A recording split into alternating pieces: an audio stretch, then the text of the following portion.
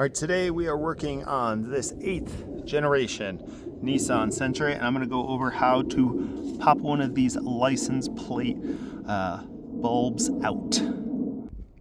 So I'm going to take one of these guys. You can use a flathead screwdriver as well. You kind of have to work it around this seal, pry it up. Don't just jam it in, just work it.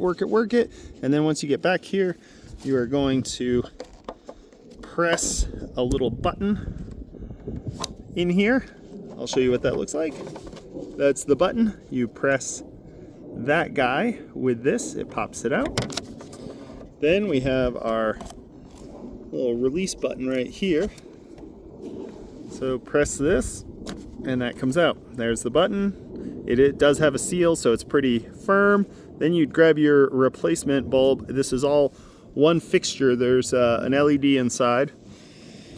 And then that pops in there, and this edge hooks into the metal right here. So this goes in here, and then if you don't hook it, it won't snap. So you got to hook it this toe first, and then that snaps in. Now, if you're doing this side, is it a mirror of the other side? That's my question, and it shouldn't be. Let's go over here. Boom. You might have to go to the dealership. If there is an Amazon part link, I'll put it in here, but this is a very specific. So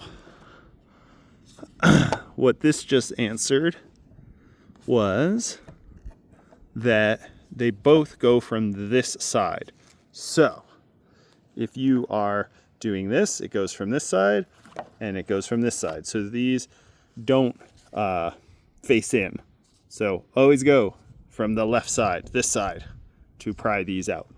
Same thing, same connector. Just wanted to show you that if you're doing the left one or the right one, that's how you do it. If this was helpful, give a thumbs up, and we'll see you next time.